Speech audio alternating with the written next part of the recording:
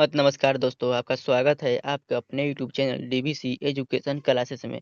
आज के इस वीडियो में क्लास 12th का महा मैराथन स्पेशल टेस्ट लेने वाले हैं। चैप्टर 1 से लेकर चैप्टर 4 तक कौन बनेगा विजेता। आज की क्लास में 1 से लेकर 4 तक हिंदी का स्पेशल टेस्ट लेने वाला है। इस टेस्ट में 50 ऑब्जेक्टिव क्वेश्चन है और 50 में से आप जितना भी ऑब्जेक्टिव क्वेश्चन है 1 से लेकर 1 चैप्टर से लेकर 4 चैप्टर तक सभी वैसे ऑब्जेक्टिव क्वेश्चन लिए हैं जो बोर्ड एग्जाम में हर वर्ष पूछे जाते हैं। काफ़ी ज़्यादा इंपॉर्टेंट सभी प्रश्न हैं, तो आप लोग इस प्रश्न को सभी पर आ चुके हैं। इस प्रश्न को दूसरे चैनल पर आए, आपको चैनल नहीं सब्सक्राइब नहीं किए तो डीबीसी आर्ट्स क्लासेस चैनल को सब्सक्राइब कर लीजिएगा। इस पर हम महामैराथन ले रहे हैं, तो ये चैनल आपके लिए बहुत ही ज़्यादा है ना एग्जाम में हेल्प करेगा। आप लोग जरूर इस चैनल से जुड़ जाइएगा। चलिए 1 से लेकर 4 तक सभी प्रश्न इम्पोर्टेंट है। सभी प्रश्न को अच्छे तरीके से देखिए और चैनल को सब्सक्राइब नहीं किए, चैनल को सब्सक्राइब कर लीजिएगा। अपने दोस्तों के पास शेयर कीजिए, वीडियो को लाइक जरूर कर दीजिएगा। चलिए पहला क्वेश्चन है, जय जयप्रकाश नारायण को किसका दलाल कहा गया है।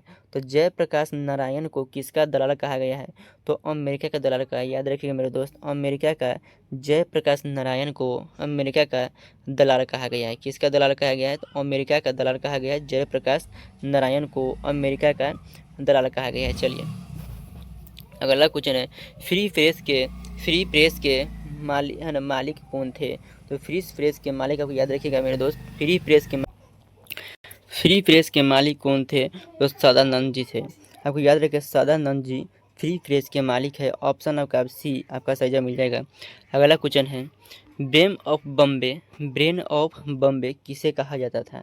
तो ब्रेन ऑफ बम्बे उमा शंकर दीक्षित को कहा जाता था। याद रखिएगा उमा शंकर दीक्षित को ब्रेन ऑफ बम्बे कहा जाता था। ऑप्शन आपका ए सही जवाब मिल जाएगा। अगला क्वेश्चन है, जयप्रकाश नारायण ने आईएएससी की परीक्षा कहाँ से पास की। तो जयप्रकाश नारायण ने आईएएस की परीक्षा कहाँ से प्राप्त की थी, तो याद रखिएगा बिहार विद्यापीठ से। ऑप्शन का डी सही जवाब मिल जाएगा। अगला क्वेश्चन है, लेनिन की मृत्यु कब हुई थी। लेनिन की मृत्यु कब हुई, तो लेनिन की मृत्यु 1924 ईस्वी में लेनिन की मृत्यु हुई थी। ऑप्शन का डी आपका सही जवाब मिल जाएगा। लेनिन की मृत्यु 1924 ईस्वी में हुआ था। अगला क्वेश्चन है, जयप्रकाश नारायण जी मार्क्सवादी कब बने थे। जयप्रकाश नारायण मार्क्सवादी 1924 ईस्वी में जयप्रकाश नारायण ने मार्क्सवादी बने थे। 1924 ईस्वी याद रखिएगा। ऑप्शन डी आपका सही जवाब मिल जाएगा। अगला क्वेश्चन है, जयप्रकाश नारायण मार्क्सवादी कब बने 1924 ईस्वी में। ऑप्शन का डी सही जवाब मिल जाएगा। गरीबी की बेरोजगारी बढ़ती जा रही है कहा गया है। तो गरीबी की बेरोजगारी बढ़ती जा रही है ना, जा रहा है, यह संपूर्ण क्रांति पाठ में कहा गया है। ऑप्शन का सी हो जाएगा सही जवाब। अगला क्वेश्चन है, संपूर्ण क्रांति का नारा किसने दिया था। संपूर्ण क्रांति का नारा किसने दिया था, जयप्रकाश नारायण ने संपूर्ण क्रांति का नारा दिया था। ऑप्शन आपका बी सही जवाब मिल जाएगा। अगला क्वेश्चन देखते हैं 10 नंबर, जयप्रकाश नारायण ने संपूर्ण क्रांति वाला ऐतिहासिक भाषण कब और कहाँ और कब दिया था। जयप्रकाश नारायण ने संपूर्ण क्रांति वाला ऐतिहासिक भाषण कब और कहाँ दिया था। याद रखिएगा पटना में 5 जून 1974 ईस्वी में 5 जून 1974 ईस्वी में जयप्रकाश नारायण ने संपूर्ण क्रांति का नारा दिया था। ऑप्शन आपका डी सही जवाब मिल जाएगा। अगला क्वेश्चन है, जयप्रकाश नारायण के बचपन का क्या नाम है। जयप्रकाश नारायण के बचपन का नाम क्या है, तो बचपन का नाम बाउल है। ऑप्शन आपका सी सही जवाब मिल जाएगा। जयप्रकाश नारायण के बचपन का नाम बाउल है। ऑप्शन आपका सी सही जवाब मिल जाएगा। अगला क्वेश्चन है, जयप्रकाश नारायण ने किस साल छात्र आंदोलन का नेतृत्व किया था। तो जयप्रकाश नारायण ने किस साल छात्र आंदोलन का नेतृत्व किया था। 1975 ईस्वी में पटना के गांधी मैदान में। ऑप्शन का सी हो जाएगा। अगला क्वेश्चन है, जयप्रकाश नारायण को भारत रत्न की उपाधि कब दी गई थी। तो भारत रत्न की उपाधि कब दी गई, 1998 ईस्वी में जयप्रकाश नारायण को भारत रत्न की उपाधि दी गई। ऑप्शन का हो जाएगा बी सही जवाब मिल जाएगा। अगला क्वेश्चन है, जयप्रकाश नारायण का जन्म कब हुआ था। जयप्रकाश नारायण का जन्म 11 अक्टूबर 1902 ईस्वी में जयप्रकाश नारायण का जन्म हुआ था और मृत्यु पूछेगा तो 1979 ईस्वी में जयप्रकाश नारायण की मृत्यु हो गई थी। अगला क्वेश्चन है, कुरमाई का अर्थ क्या होता है? कुरमाई का अर्थ क्या होता है? याद रखिए, कुरमाई का अर्थ मंगनी होता है। ऑप्शन का ए सही मिल जाएगा। अगला क्वेश्चन, भारतीय सिपाहियों का किसके साथ संघर्ष था? भारतीय सिपाहियों का किसके साथ संघर्ष था? जर्मनी के साथ संघर्ष था। ऑप्शन का डी जर्मनी के साथ संघर्ष था। सिख राइफल के जमेदार लाहना सिंह का नंबर क्या था? सिख राइफल के जमेदार लाहना सिंह का नंबर क्या था? 77 नंबर का लाहना सिंह जमेदार थे। ऑप्शन का ए सही मिल जाएगा। अगला क्वेश्चन है, तेरी कुरमाई हो गई किस कहानी से संबंधित है? तेरी कुरमाई हो गई किस कहानी से संबंधित है? तो उसने कहा था कहानी से संबंधित है। ऑप्शन का बी सही मिल जाएगा। तेरी कुरमाई हो गई किस कहानी से संबंधित है? तो उसने कहा था कहानी से संबंधित है। अगला क्वेश्चन है, निम्नलिखित में कौन उसने कहा था शीर्षक कहानी का नायक है? तो उसने कहा था शीर्षक कहानी का नायक कौन है? तो लाहना सिंह है। लाहना सिंह शीर्षक कहानी का नायक है। ऑप्शन का बी से मिल जाएगा। अगला कुछ उसने कहा था किस कहानी की कहानीकार है? तो उसने कहा था किस कहानी यानी किस प्रकार की कहानी है? तो उसने कहा था चरित्र प्रधान है। ऑप्शन का बी हो जाएगा सही जवाब। उसने कहा था कहानी किस प्रकार कहानी है तो चरित्र प्रधान है। उसने कहा था कहानी के कहानीकार कौन है? उसने कहा था कहानी के कहानीकार कौन है? तो यह देखिएगा चंद्रधर प्रसाद गुलारी। ऑप्शन का डी सही मिल जाएगा। अगला क्वेश्चन है, सूबेदारनी किस कहानी की पतरा है? सूबेदारनी जो है उसने कहा था कहानी का पतरा है। ऑप्शन का ए सही मिल जाएगा। सूबेदारनी उसने कहा था कहानी का पतरा है। उसने कहा था किस वर्ष की रचना है? तो उसने कहा था किस वर्ष की रचना है? तो याद रखिएगा उसने कहा था किस वर्ष की रचना है? तो 1915 ईस्वी की रचना है। ऑप्शन का जगह ए सही मिल जाएगा। उसने कहा था किस वर्ष की रचना है? तो 1500 है ना रचना है। अगला क्वेश्चन है, बाल कृष्ण भट्ट का जन्म कब हुआ था? तो बाल कृष्ण भट्ट का जन्म कब हुआ था? तो यह देखिए 23 जून 1844 ईस्वी को बाल कृष्ण भट्ट का जन्म हुआ था। यह देखिएगा बी आज का आंसर सही मिल जाएगा। कौन सी रचना बाल कृष्ण भट्ट की है? तो कौन सी रचना बाल कृष्ण भट्ट की है? रेल का विकट खेल बाल कृष्ण भट्ट की है। ऑप्शन का हो जाएगा सही जवाब। अगला क्वेश्चन है, बातचीत निबंध के माध्यम से लेखक बालकृष्ण भट्ट क्या बताने चाहते थे? तो बातचीत के माध्यम से बालकृष्ण भट्ट क्या बताना चाहते थे? बातचीत की शैली।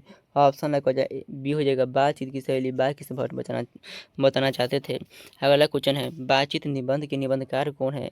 नहीं तो बातचीत निबंध के निबंधकार बालकृष्ण भट्ट हो जाएंगे। ऑप्शन का सी याद रखिएगा। अगला क्वेश्चन है, बालकृष्ण भट्ट का उपन्यास है। बालकृष्ण भट्ट का उपन्यास नूतन ब्रह्मचारी बालकृष्ण भट्ट का उपन्यास है। ऑप्शन का बी सही मिल जाएगा। बातचीत के जरिए भाप बनकर क्या निकल जाता है? बातचीत के जरिए भाप बनकर क्या निकल जाता है? तो धुआं और मवाद बातचीत के जरिए भाप बनकर निकल जाता है।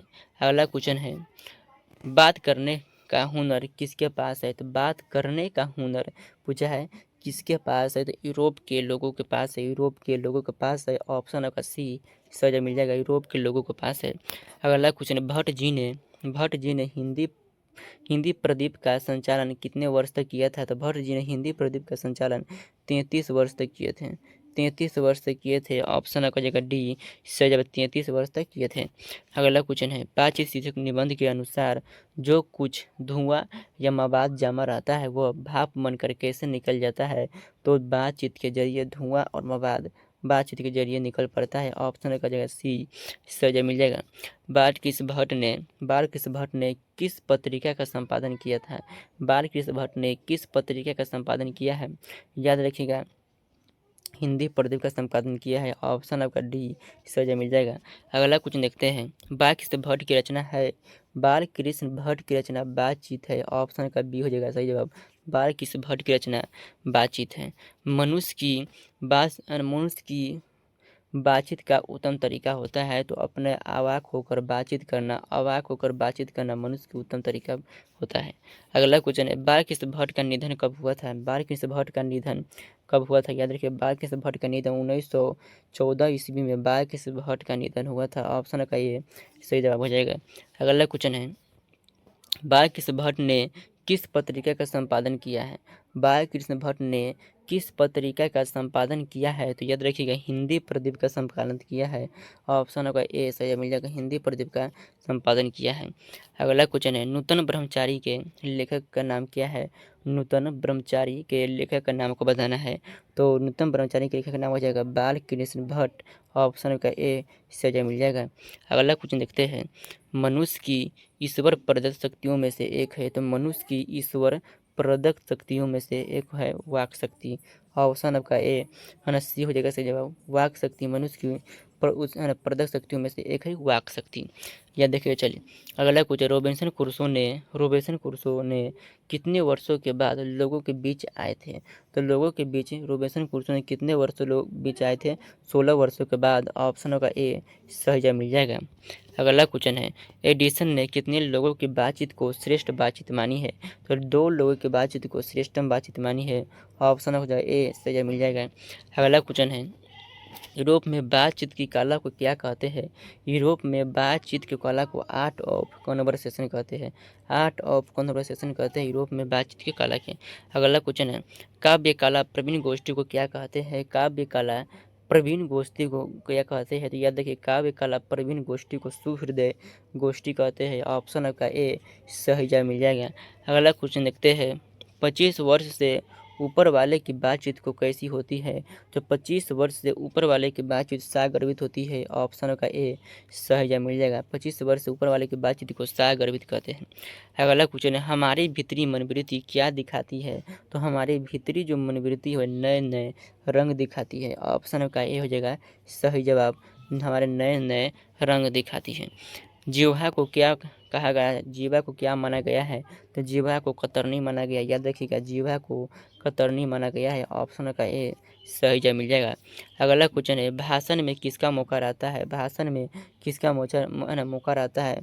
नाज नखरे का मौका रहता है। याद रखिएगा नाज नखरे का मौका रहता है भाषण में। ऑप्शन का ए सही जवाब मिल जाएगा। अगला क्वेश्चन है बातचीत पाठ गद्य की कौन सी विधा है? तो बातचीत पाठ गद्य की निबंध है। ऑप्शन का ए हो जाएगा। मनुष्य के रूप का साक्षात्कार कब होता है? तो मनुष्य के रूप का साक्षात्कार कब होता है? बोलने से मनुष्य के रूप का साक्षात्कार होता है। तो 50 ऑब्जेक्टिव क्वेश्चन पूरा हुआ। तो आज की क्लास में जितना भी ऑब्जेक्टिव क्वेश्चन कराए सभी ऑब्जेक्टिव क्वेश्चन इंपॉर्टेंट है। बोर्ड एग्जाम के ये सभी क्वेश्चन पूछे जाते हैं। याद रखिएगा इससे बाहर आपको इस जितना भी चैप्टर कराए है इस चैप्टर से एक भी प्रश्न इससे बाहर नहीं पूछा जाएगा, ये गारंटी है। आप लोग ये प्रश्न कर लेते हैं तो आप लोग 100% जितना भी चैप्टर कराए है इस चैप्टर से एक भी प्रश्न बाहर नहीं पूछे जाएंगे। तो आप लोग जरूर बताइएगा 50 में से आप कितना सही किए आप लोग कमेंट बॉक्स में जरूर बताइएगा। चैनल को सब्सक्राइब नहीं किए चैनल को आप लोग सब्सक्राइब कर लीजिएगा, बेल आइकन दबा लीजिएगा।